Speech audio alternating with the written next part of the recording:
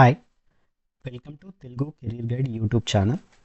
ఈరోజు మనం APPSC group 2 main exam. So ఈ ఎగ్జామ్ ఫెబ్లో ఉంది కదా. సో ఈ ఎగ్జామ్ బాగా కాన్ఫిడెంట్గా రాయడానికి నేను కొన్ని టిప్స్ ఇవ్వబోతున్నాను. సో ఈ టిప్స్ ఖచ్చితంగా ఉపయోగపడతాయని నేను అనుకుంటున్నాను. ఈ టిప్స్ గ్రూప్ 2 మెయిన్ ఎగ్జామ్కే కాకుండా మిగిలిన వేరే రకమైన కాంపిటేటివ్ ఎగ్జామ్స్ కూడా ఉపయోగపడతాయి. So let's get started. So ఇక్కడ నేను 9 టిప్స్ రాశాను. సో ఈచ్ టిప్ని 1 by 1 చదువుతాను అండ్ వాటి ఎక్స్ప్లెనేషన్ ఇస్తాను. సో స్టార్ట్ చేద్దాం. ఫస్ట్ టిప్, ప్రశ్న చూసి భయపడకండి. ప్రశ్నని మరోసారి చదవడానికి ప్రయత్నించండి. సో ఇక్కడ ఏం చెప్తున్నానంటే, ఫస్ట్ క్వశ్చన్ చూసి టెరిఫై అవ్వకండి. ఫర్ ఎగ్జాంపుల్, క్వశ్చన్లో మీకు అంటార్కిటికా అని అనిపించింది. సో మీకు అంటార్కిటికా అనే పదం వినగానే మీరు టెరిఫై అయ్యారనుకోండి. సో మీరు ఆ క్వశ్చన్ని పూర్తిగా చదవలేరు. సో ఆ క్వశ్చన్ వాళ్ళు ఈజీగా ఫ్రేమ్ చేసిన మీరు ఆ పదం చూసేసి టెరిఫై అయిపోయి ఆ క్వశ్చన్ని చదవకుండా అనవసరంగా మార్క్ ఇచ్చేసి వెళ్ళిపోతారు.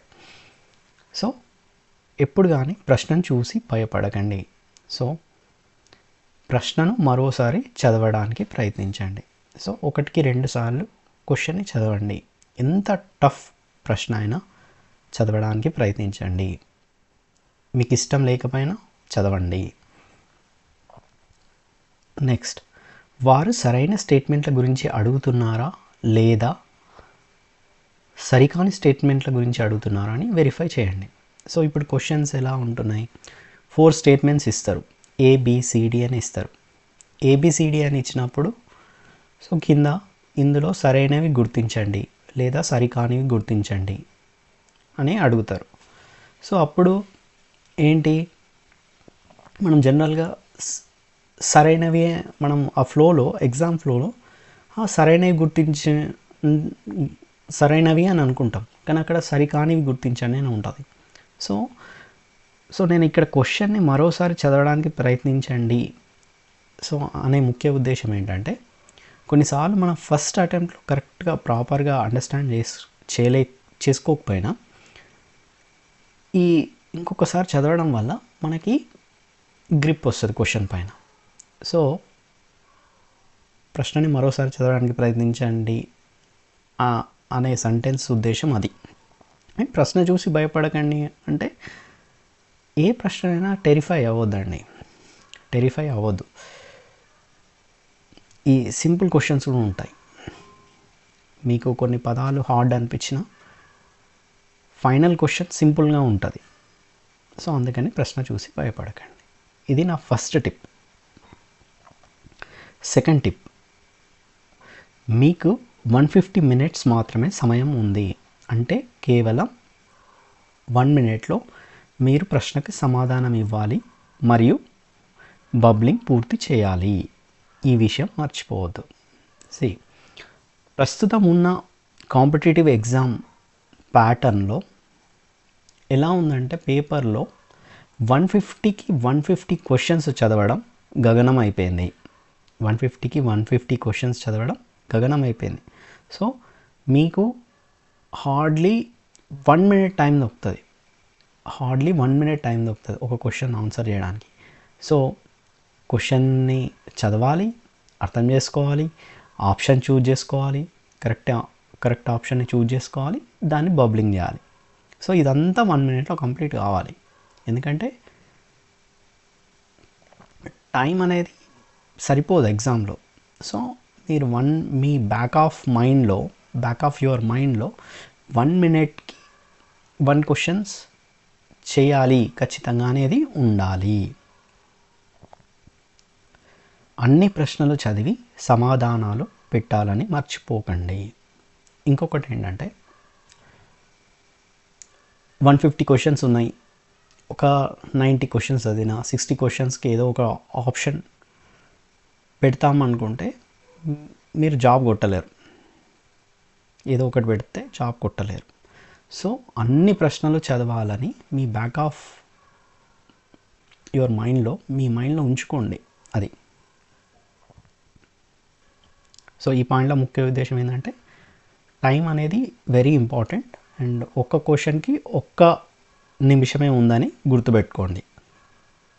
నెక్స్ట్ థర్డ్ టిప్ ఏంటి, ఒక ప్రశ్నకు ఆన్సర్ చేయగలరని అనుకుంటే ఇప్పుడే ఆన్సర్ చేయలేకపోతే ఆ ప్రశ్నను వదిలివేయండి. మీకు తెలియని ప్రశ్నను ఎప్పుడూ వదిలివేయడానికి ప్రయత్నించకండి. సో ఇక్కడ నేను ఏం చెప్పాలనుకుంటున్నా అంటే ఈ టిప్లో ఒక టాపిక్ మీరు బాగా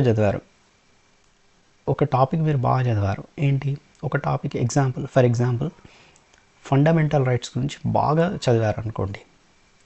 సో ఫండమెంటల్స్ రైట్ మీద క్వశ్చన్ వస్తే దాన్ని మీరు బాగా చదివారు టాపిక్, క్వశ్చన్ వచ్చింది ఫండమెంటల్స్ రైట్స్ మీద, మీకు ఆన్సర్ స్ట్రైక్ అయిపోతలేదు, ఆ టైంలో ఆ టాపిక్ స్ట్రైక్ అవుతలేదు, కానీ మీరు బాగా చదువున్నారు. సో అప్పుడే ఆన్సర్ చేయలేకపోతే ఆ ప్రశ్నను మాత్రమే వదిలేయండి. మీకు తెలియని ప్రశ్నను ఎప్పుడూ వదిలివేయడానికి ప్రయత్నించకండి. సో ఇప్పుడు ఫండమెంటల్స్ రైట్ గురించి చదివారు, మీకు ఆ టైంలో స్ట్రైక్ కాలేదు, కానీ నేను ఇది చేస్తాను నమ్మకం ఉంది, అప్పుడు వదిలేయండి. లేదా ఒక క్వశ్చన్ వచ్చింది, మీరు ఎప్పుడు కనీ విని ఎరగని క్వశ్చన్ వచ్చింది, మీరు షాక్లో ఉన్నారు, ఆ టైంలో మీరు ఏం చేయండి అంటే మీకు నచ్చిన బెస్ట్ ఆప్షన్ని ఆ టైంలోనే ఎంచుకొని బబ్లింగ్ చేసేసేయండి. ఎందుకు చెప్తున్నా అంటే ఈ పాయింట్, సో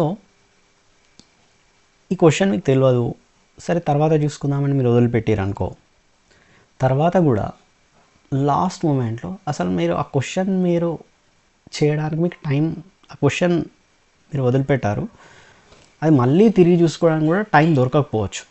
సో అదేదో ఇప్పుడే ఆ క్వశ్చన్ చదివారు కాబట్టి ఎట్లాగో మీకు తెలియని క్వశ్చన్, అది మీకు షాక్ ఇచ్చిన క్వశ్చన్, సో అప్పుడే ఏదో ఒక బెస్ట్ ఆప్షన్ని బబుల్ చేసేసేయండి.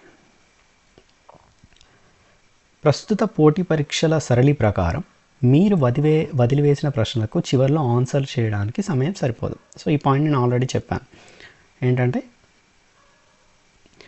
మీరు ఎక్కువ ప్రశ్నలు వదిలేస్తే వాటిని అన్నిటినీ తర్వాత చేద్దాం అని అన్నీ వదిలేస్తే లాస్ట్లో మీకు టైం సరిపోదు. సో మ్యాక్సిమం అప్పుడే తేల్చేసేయాలి ఒక ప్రశ్న ఆ నిమిషంలోనే ఆన్సర్ చేయడానికి. సో ఇక్కడ సెకండ్ పాయింట్లో చెప్పాను కదా, మీకు 1 minute టైం ఉంది, 1 question ఆన్సర్ చేయాలి. సో ఆ టైంలోనే ఆన్సర్ చేయాలి, ఒక ప్రశ్న ఆ నిమిషంలో ఆన్సర్ చేయడానికి ట్రై చేయండి. అలా వీలు కాకపోతే మీరు మొత్తం ప్రశ్నల సంఖ్యలో 5% కంటే తక్కువగా చివరిలో చేయడానికి ఉంచుకోండి. సో ఇక్కడ నేను ఏం చెప్తున్నా అంటే, ఇక్కడ నేను ఏం చెప్పాను, ఒక ప్రశ్నకు ఆన్సర్ చేయగలరని అనుకుంటే ఇప్పుడే ఆన్సర్ చేయలేకపోతే ఆ ప్రశ్నను మాత్రమే వదిలిపేయండి అని చెప్పాను. ఎగ్జాంపుల్ ఫండమెంటల్ రైట్స్ గురించి నేను ఒక ఎగ్జాంపుల్ ఇచ్చాను. సో ఇలాంటి క్వశ్చన్స్, సో టోటల్ క్వశ్చన్స్లో ఒక 5% కంటే తక్కువగా చివరిలో చేయడానికి ఉంచుకోండి. ఉదాహరణకు ప్రశ్నాపత్రంలో మొత్తం ప్రశ్నలు 150 అనుకుంటే 7 లేదా 8 ప్రశ్నలు మాత్రమే చివరిగా చేయడానికి ఉంచుకోండి. సో ఒక 15, 20, 30 ఇట్లా వదిలేయకండి చివరి వరకు, మ్యాక్స్ 7, 8. సో అవి కూడా మీ గ్రిప్ ఉన్న టాపిక్స్ అండ్ ఆ టైంలో మీకు స్ట్రైక్ కానివి, మీరు చేస్తానికి కాన్ఫిడెన్స్ ఉన్న క్వశ్చన్స్ మాత్రమే వదిలేయండి. మ్యాక్సిమం 5% కంటే తక్కువ ఉంచుకోండి. ఎందుకంటే ఒక 7, 8 క్వశ్చన్స్ మీరు వాయిదా వేసుకున్నారనుకోండి, చివరిలోనే చేద్దాము, గుర్తొచ్చినప్పుడు చేద్దాము అనుకున్నారనుకోండి, సో దట్ ఈజ్ ఫైన్. కానీ మీరు 20, 30 చూసిన క్వశ్చన్ల తర్వాత చేద్దామంటే అంత టైం దొరకదు, అంత ఛాన్స్ ఉండదు మనకి. సో సో ఈ పాయింట్ ముఖ్య ఉద్దేశం అది. నెక్స్ట్, ఒక ప్రశ్నకు ఖచ్చితమైన సమాధానం మీకు రాకుంటే అతి దగ్గరగా ఉన్న సమాధానం మాత్రమే పెట్టండి. సో ఇప్పుడు ఒక ప్రశ్న ఉంది, డ్యామ్ షూర్ ఆన్సర్ మీకు తెలియదు, డ్యామ్ షూర్ ఆన్సర్ తెలియదు. సో అప్పుడు మనం చాలా బెస్ట్ ఉన్నదాన్ని ఎంపిక చేసుకోవడానికి చూడాలి. సో ఆ బెస్ట్ ఎట్లా ఎంపిక చేసుకోవాలి అనే వాటికి కొన్ని మీకు ట్రిక్స్ చెప్తాను. సో కొన్ని డ్యామ్ షూర్ వచ్చేస్తాయి మనకి. సో డ్యామ్ షూర్ని ఖచ్చితంగా మనం పెట్టేస్తాం, కానీ కొన్ని డ్యామ్ షూర్ ఉండవు, స్లైట్లీ కొంచెం తెలిసి తెలియక ఉంటాయి. కొన్ని 75% తెలిసి ఉంటాయి, కొన్ని 50% తెలిసి ఉంటాయి, అట్లుంటుంది. సో సో మన ఎఫర్ట్స్ అన్నీ ఉపయోగించుకొని అప్పుడు మనం అతి దగ్గరగా ఉన్న సమాధానం మాత్రమే పెట్టడానికి ట్రై చేయాలి. సో దీనికి ట్రిక్స్ ఉన్నాయి, ఆ ట్రిక్స్ ఇప్పుడు మీకు చెప్తాను. ట్రిక్స్ చూద్దాం. Tricks first, elimination technique. So elimination technique అనేది చాలా ఇంపార్టెంట్. సో సో మనకు యుద్ధంలో ఎట్లా ఆయుధాలు అవసరమో, మనం ఎగ్జామ్లో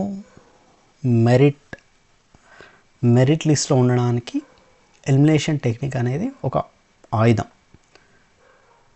సో ఇక్కడ ఎలిమినేషన్ టెక్నిక్ ఎలా యూజ్ చేయాలో చెప్తాను. సో క్వశ్చన్ ఇచ్చారు, 4 స్టేట్మెంట్స్ ఇచ్చారు, ABCD. సో ఇక్కడ సరికానివి సరైనవి అడిగారు అనుకుందాం. ఏ స్టేట్మెంట్స్ సరైనవి అని అడిగారు అనుకుందాం. సో ఇప్పుడు ఆప్షన్స్లో ఇలా ఇచ్చారు, ABC, AB, third CD, fourth ABD ఇలా ఇచ్చారు అనుకుందాం. సో ఈ 4 స్టేట్మెంట్స్లో ఏవి సరైనవి అని అడిగారు. సో మీకు డ్యామ్ షూర్గా C సరికాదు అని తెలుసు. సో C సరికాదు అని తెలిసినప్పుడు సో మీరేం చేయాలి? సో ఆ క్వశ్చన్ ఆన్సర్ చేస్తున్న పాయింట్ ఆఫ్ టైంలో సో C సరికాదు అని మీకు తెలుసు. C సరికాదు అని మీకు తెలిసినప్పుడు సో ఇక్కడ ఫస్ట్ ఆప్షన్ ఇందులో C ఉంది, ఇక్కడ థర్డ్ ఆప్షన్ ఇక్కడ C ఉంది. సో ఈ ఆప్షన్ జోలికి అస్సలు వెళ్ళొద్దు, ఈ ఆప్షన్స్ జోలికి అస్సలు వెళ్ళొద్దు. ఎందుకంటే ఇక్కడ సరికాదని మీకు డ్యామ్ షూర్గా తెలుసు. డ్యామ్ షూర్గా తెలిసినప్పుడు సో ఖచ్చితంగా ఈ options wrong. So correct option either 2 అన్న ఉంటుంది, అయితే 4 అన్న ఉంటుంది. సో మీ లెక్క బాగుండి మీకు ఇంకొక సెంటెన్స్ తెలిస్తే, ఇంకొక స్టేట్మెంట్ పర్ఫెక్ట్గా ఐడియా ఉంటే యూ కెన్ ఆన్సర్. మీన్స్ ఇక్కడ AB గురించి కూడా మీరు ఆలోచించాల్సిన అవసరం లేదు. సో ఇక్కడ మీరు గమనిస్తే ఇక్కడ AB common. So AB common అంటే సో AB సరైనది అని మనకు అర్థమైపోయింది ఇక ఈ 2 ఆప్షన్స్ని బట్టి. సో ఒక Dని ఎవాల్యుయేషన్ చేసుకోవాలి మనం. సో ఈ లక్కీగా ఈ D తెలిసేస్తే ఓకే, లేదు D తెలియలేదు. సో మీ బెస్ట్ అంటే మీ డిస్క్రిప్షన్ ఉపయోగించేసేసి ఏది కరెక్టు, ఈ 4th ఆప్షన్ కరెక్టా, సెకండ్ ఆప్షన్ కరెక్టా చూజ్ చేసేసుకోవాలి. సో ఐదర్ 2 or 4ని చూజ్ చేసేసుకోవాలి మీ డిస్క్రిప్షన్ ఉపయోగించేసి. సో అది ఇంతకుముందులో చెప్పినట్టు 4th పాయింట్లో చెప్పినట్టు అతి దగ్గరగా ఉన్న సమాధానం పెట్టాలనే మీనింగ్ అదన్నట్టు. నెక్స్ట్ ఇక్కడనే మ్యాచింగ్ ఎగ్జాంపుల్ తీసుకుందాం. Matching example. So matching example ఏంటి? సో ఇక్కడ మీకు రచయితలు, గ్రంథాలు, అడిగారనుకోండి మ్యాచింగ్లో, ఇక్కడ ఇక్కడ ఆథర్స్ నేమ్ ఇచ్చారు, ఇక్కడ వాళ్ళ బుక్స్ ఇచ్చారు. సో ఇక్కడ ఒకటే ఒక ఆథర్ యొక్క గ్రంథం మీకు తెలుసు, సపోజ్ ఇది పర్ఫెక్ట్ మ్యాచ్ అని మీకు తెలుసు. సో ఈ పర్ఫెక్ట్ మ్యాచ్ ఎక్కడైతే ఉన్నాయో ఆ ఆప్షన్స్ ఏంటి అనేది చూసుకోవాలి. ఇక మిగిలిన ఆప్షన్స్ జోలికి వెళ్ళొద్దు. సో ఈ ఆప్షన్స్లో సో లక్కీగా ఒకటే ఆప్షన్ ఉంది, ఈ మ్యాచ్ ఉన్న ఆప్షన్ ఒకటే ఉంది. So that is great for you.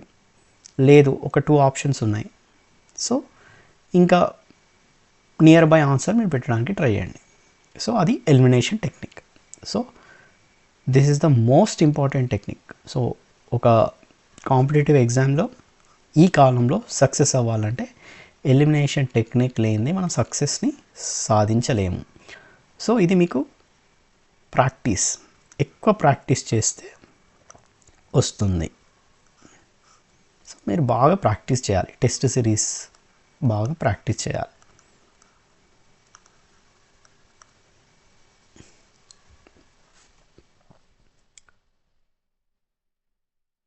Second, chronological order. So ఈ టైమ్స్లో క్రోనలాజికల్ ఆర్డర్ క్వశ్చన్స్ మనం ఎక్కువ చూస్తున్నాం. సో 4 ఈవెంట్స్ ఇస్తారు, ABCD. సో వీటిని కాలానుక్రమంగా అమర్చండి అని క్వశ్చన్ ఉంటుంది. సో సపోజ్ మీకు తెలుసు B తర్వాత D అయిందని. సో ఎక్కడైతే D అనేది B ముందు వస్తుందో సో అవి ఎలిమినేట్, ఆ ఆప్షన్స్ అన్నీ ఎలిమినేట్ అన్నట్టు. So it is also part of elimination technique అన్నట్టు.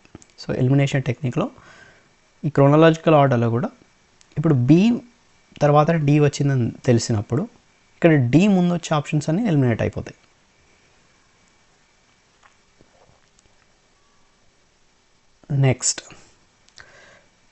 నెక్స్ట్ ఏంటంటే కొన్ని సినారియోస్, అంటే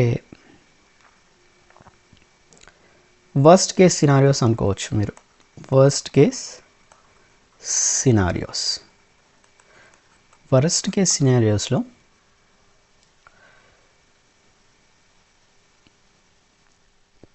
కొన్ని టిప్స్ ఏంటంటే తెలిసిన వాటికి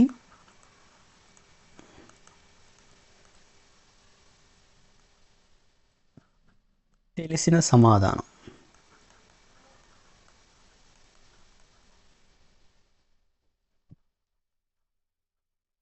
తెలియని వాటికి తెలియని సమాధానం. సో దీన్ని ఎక్స్ప్లెయిన్ చేస్తాను. ఏంటి అంటే ఒక క్వశ్చన్ క్విట్ ఇండియా ఉద్యమం గురించి అడిగాడు.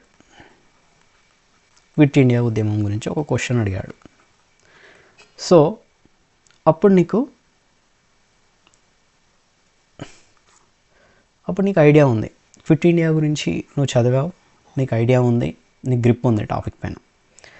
కానీ ఆప్షన్స్లో ఏది బెస్ట్ ఆప్షన్ అని నువ్వు చూస్ చేసుకోలేకపోతున్నావు. కానీ అక్కడ ఆప్షన్స్లో కొన్ని A ఒక నేమ్ ఇచ్చారు, నేమ్ 1, B ఒక నేమ్ ఇచ్చారు, నేమ్ 2, ఇట్లా ఇచ్చారు నేమ్స్. సో క్విట్ ఇండియా ఉద్యమంలో అసలు N2 నేమ్ అనేది నువ్వు చూడలేదు, N2 నేమ్ అనేది చూడలేదు. సో ఇది రాంగ్ అవ్వడానికి ఛాన్సెస్ ఎక్కువ అట్లా. సో తెలిసిన వాటికి తెలిసిన సమాధానం అయ్యే ఛాన్సెస్ ఉంటుంది. సో క్విట్ ఇండియా ఉద్యమం అంటే అందరూ చదివిందే, so well known topic. So ఇక్కడ అన్నెసరీ నేమ్స్ ఉండకపోవచ్చు. సో ఇది ఒక జస్ట్ ఎగ్జాంపుల్. సో తెలిసిన వాటికి తెలిసిన తెలియని వాటికి తెలియని తెలియని వాటికంటే ఈ ఆర్గనైజేషన్ని ఎవరు ఎస్టాబ్లిష్ చేశారు అని క్వశ్చన్. సో అక్కడ ఆప్షన్స్ ఏంటి? A గాంధీజీ, బి అంబేద్కర్ ఇలా ఉన్నారనుకోండి ఆప్షన్స్లో. సో మనకు గాంధీ గారు ఏం చేశారో తెలుసు, అంబేద్కర్ ఏం చేశారో తెలుసు, కానీ ఈ ఆర్గనైజేషన్ పేరు ఎప్పుడూ వినలేదు.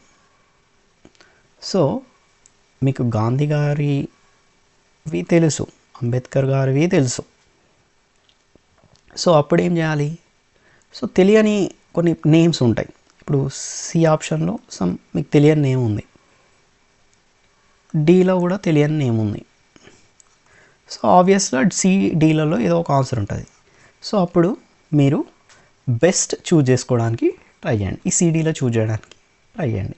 ఇవి తెలిసిన వాటికి తెలిసిన తెలియని వాటికి తెలియని సమాధానం.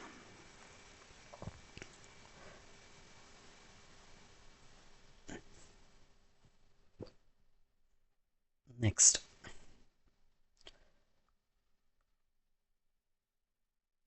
క్వశ్చన్ ఉంది, క్వశ్చన్కి మీకు ఆన్సర్ తెలియదు, బట్ స్టేట్మెంట్స్ ఇలా ఉన్నాయి ABCD. ఒక స్టేట్మెంట్ చాలా పెద్ద ఉంది డిస్క్రిప్షన్. సో ఇవన్నీ వర్స్ట్ కేస్ సినారియోస్ అన్నట్టు.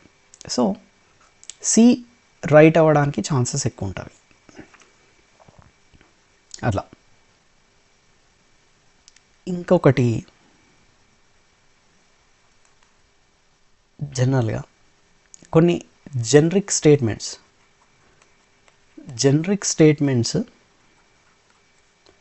రైట్ అయ్యే ఛాన్స్ ఎక్కువ ఉంటుంది.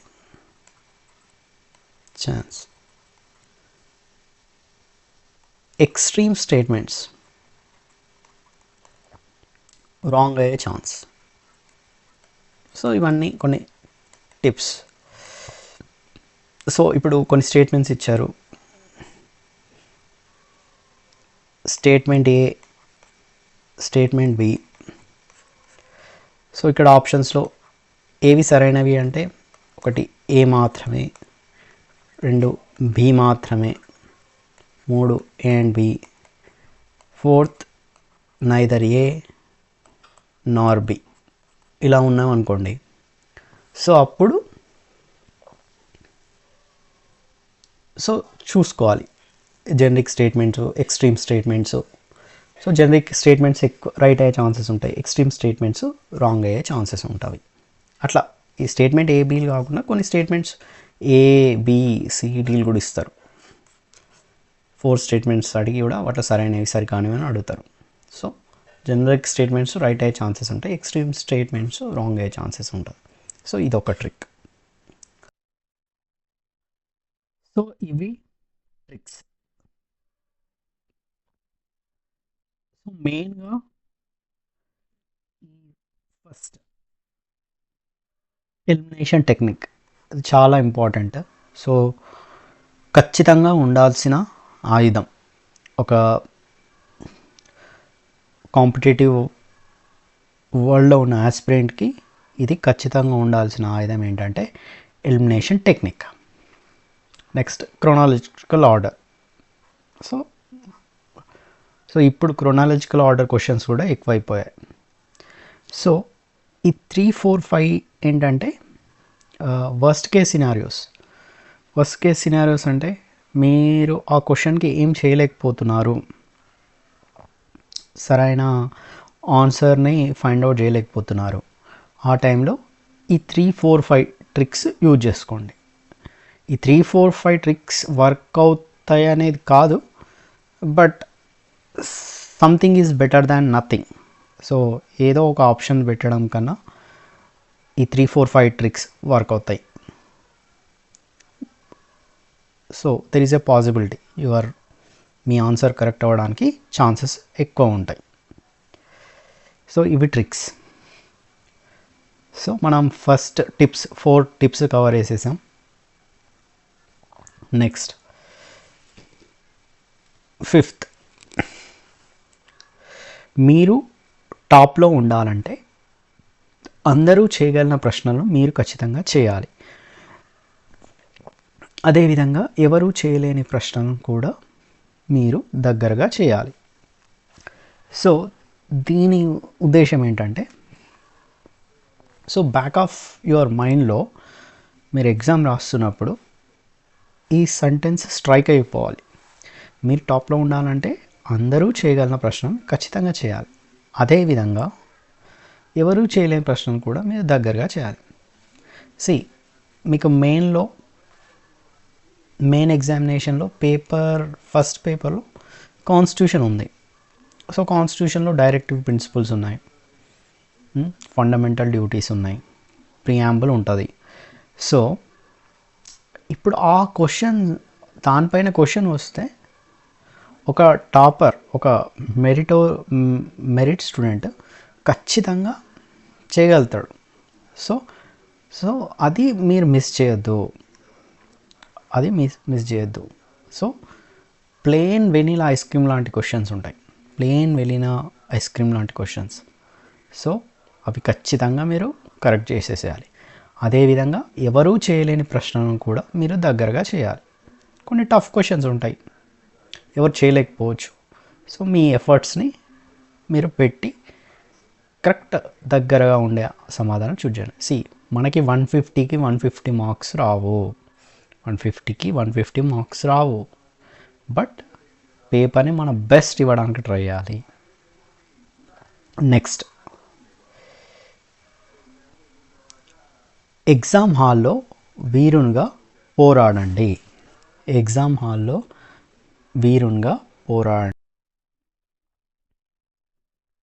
సో మెయిన్ ఉద్దేశం ఏంటంటే సో క్వశ్చన్ పేపర్ ఇచ్చారు, ఫస్ట్ క్వశ్చన్ చూశారు, సెకండ్ క్వశ్చన్ చూశారు, థర్డ్ క్వశ్చన్ చూశారు, ఫోర్త్ క్వశ్చన్ చూశారు. సో పేపర్ డిఫికల్ట్గా అనిపించింది. సో ఫిఫ్త్ క్వశ్చన్ నుంచి ఈజీ క్వశ్చన్స్ ఉండవచ్చేమో, మనకు తెలియదు. సో కొన్నిసార్లు మనకి చికాకు వస్తుంది. సో అప్పుడు మన స్ట్రాటజీని చేంజ్ చేయాలి. So let's go for some easy topic అన్నట్టు అలా. సో మధ్యలో అలసిపోతే లేదా చికాకు వస్తే 1 లేదా 2 నిమిషాలు రిలాక్స్ ఇవ్వండి, అంతేగాని ఫ్రస్ట్రేషన్కి లోన్ కాకండి.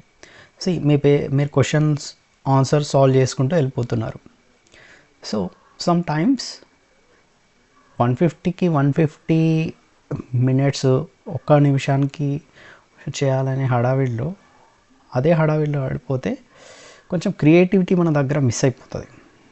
సో కొంచెం 1 or 2 minutes రిలాక్స్ అవ్వండి, బ్రేక్ ఇవ్వండి. అలసిపోతే కొంచెం బ్రేక్ ఇవ్వండి. సో అప్పుడు మళ్ళీ రెజనేట్ అయ్యి మళ్ళీ ఆన్సర్ సాల్వ్ చేయడానికి ట్రై చేయండి. చికాకు వచ్చినా కూడా కొంచెం బ్రేక్ ఇవ్వండి, అంతేగాని ఫ్రస్ట్రేషన్కి లోన్ కాకండి.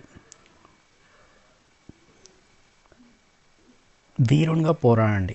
150 minutes or 2.5 hours మీరు యుద్ధం చేయాలి, అది గుర్తుపెట్టుకోండి.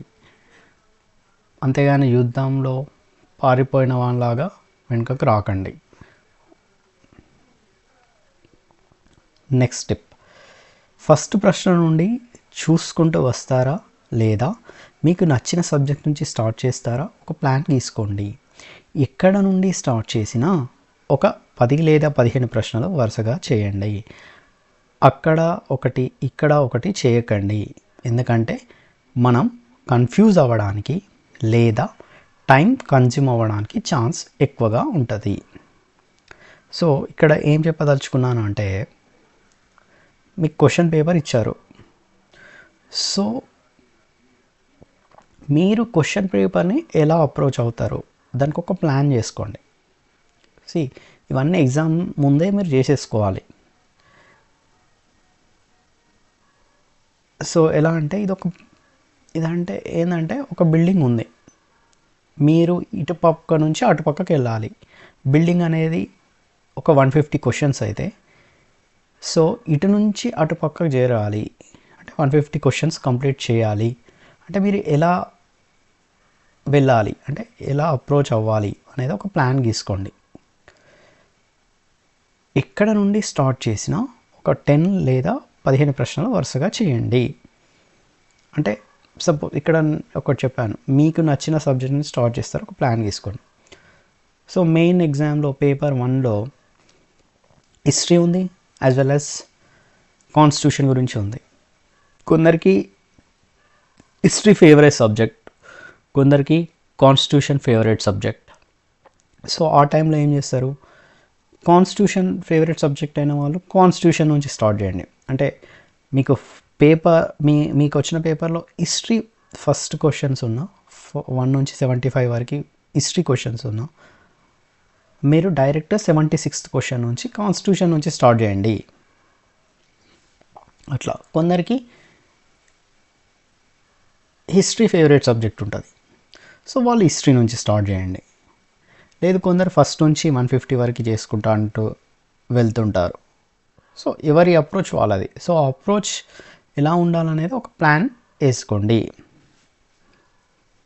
సో ఎక్కడి నుండి చేసినా ఒక 10 లేదా 15 ప్రశ్నలు వరుసగా చేయండి. అంటే ఇప్పుడు మనం కాన్స్టిట్యూషన్ స్టార్ట్ చేసిన తర్వాత ఒక 2 క్వశ్చన్స్ వేసిన తర్వాత లేదు ఇది బాగాలేదు అని మళ్ళీ హిస్టరీకి వెళ్ళకండి, అక్కడొకటి మళ్ళీ తర్వాత అక్కడ 2 వేసినాక ఇక్కడికి రాకండి.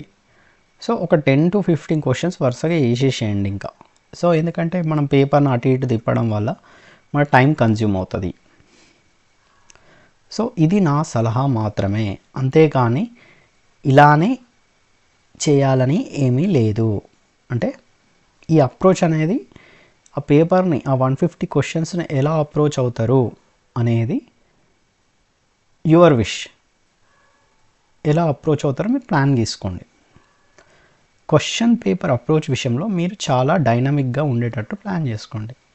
So you have to be very dynamic. So నాకు నచ్చిన ఐడియా మీకు నచ్చకపోవచ్చు, మీకు నచ్చిన ఐడియా నాకు నచ్చకపోవచ్చు. నాకు 1 నుంచి 150 క్వశ్చన్స్ ఫస్ట్ క్వశ్చన్ నుంచి స్టార్ట్ చేయడం నుంచి 150 క్వశ్చన్స్ చేయడం నాకు ఇష్టం ఉండదు. ఎందుకంటే నేను నా ఫేవరెట్ సబ్జెక్ట్ నుంచి స్టార్ట్ చేస్తాను. కొందరికి ఫస్ట్ నుంచి 150 మధ్యలో బ్రేక్స్ ఎందుకు, 1 నుంచి 1 ఫస్ట్ క్వశ్చన్ నుంచి 150 వరకు వరుసగా చేద్దామని వాళ్ళు ఉంటారు. సో ఎవరి అప్రోచ్ వాళ్ళది. మీకు ఏ అప్రోచ్ సెట్ అవుతుందో మీరు చూసుకోండి.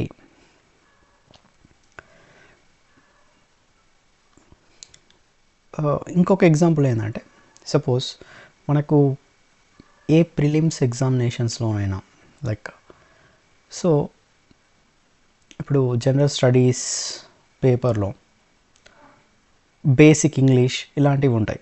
సో అప్పుడు నేనేం చేస్తాను, నేను జాగ్రఫీ యూస్ చేసుకునే వాళ్ళు ఫస్ట్ ఇంగ్లీష్ క్వశ్చన్స్ అటెంప్ట్ చేయడానికి ట్రై చేస్తాను. సో క్విక్ టైంలో తక్కువ టైంలో నేను ఎక్కువ స్కోర్ చేయగలను. అదే ఫస్ట్ కొంచెం జాగ్రఫీని పట్టుకున్నాను అనుకోండి, సో నాకు టైం ఎక్కువ తీసుకుంటుంది. సో కాన్ఫిడెన్స్ లాస్ అవుతా. సో ఫస్ట్ నేను నాకు వచ్చిన ఈజీ సబ్జెక్ట్ని నుంచి స్టార్ట్ చేస్తాను. అట్లా ఈజీ సబ్జెక్ట్లో ఎన్ని క్వశ్చన్స్ ఉంటాయి అన్ని క్వశ్చన్స్ కంప్లీట్ చేసుకుంటా. సో ఈ అప్రోచ్ అనేది మీరు డైనమిక్గా ఉండేటట్టు ప్లాన్ చేసుకోండి. నెక్స్ట్, రోరిటో బాల్ పాయింట్ పెన్ ఉపయోగించండి. దీని ధర 15 రూపాయలు ఉంటుంది. దీనివల్ల మీరు బబ్లింగ్ ఫాస్ట్గా చేయగలుగుతారు. ఇది మర్చిపోవద్దు. సో ఇక్కడ నేను చెప్పదలుచుకుంది ఏంటంటే,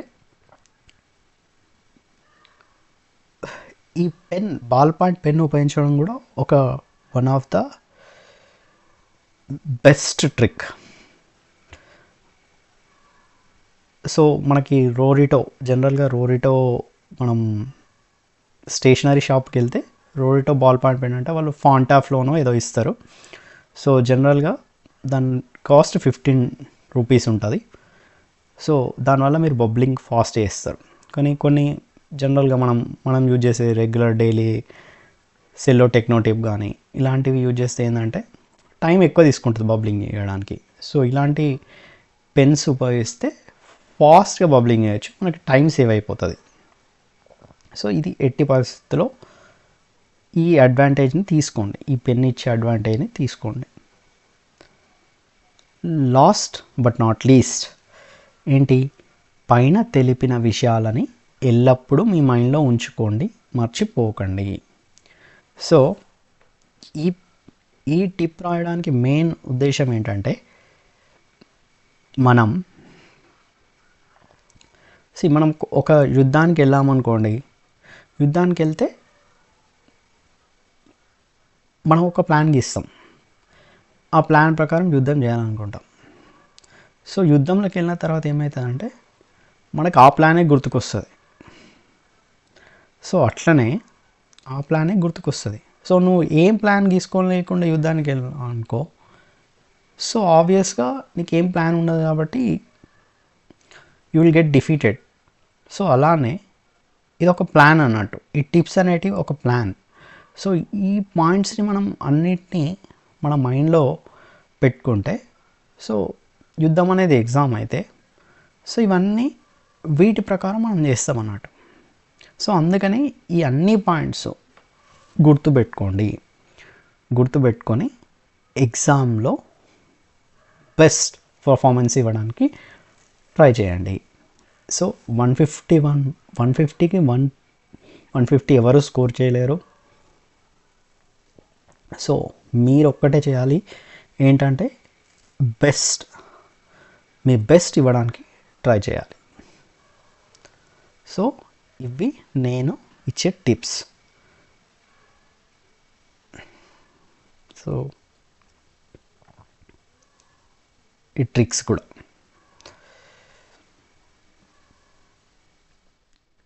సో ఈ టిప్స్ మీకు మీ అప్కమింగ్ ఎగ్జామినేషన్స్లో ఉపయోగపడతాయని నేను భావిస్తున్నాను. All the best for your exams.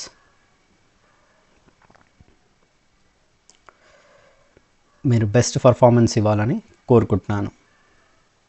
ఈ టిప్స్ ట్రిక్స్ మీకు ఉపయోగపడితే ఐఎమ్ వెరీ హ్యాపీ.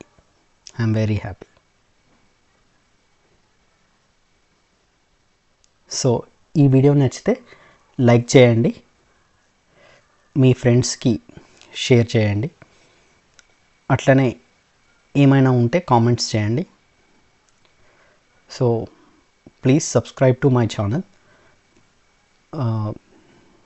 సో మీరు సబ్స్క్రైబ్ చేస్తే ఇంకొన్ని మంచి వీడియోస్ చేయడానికి నాకు ఎంకరేజింగ్గా ఉంటుంది. Please subscribe. Thank you for watching.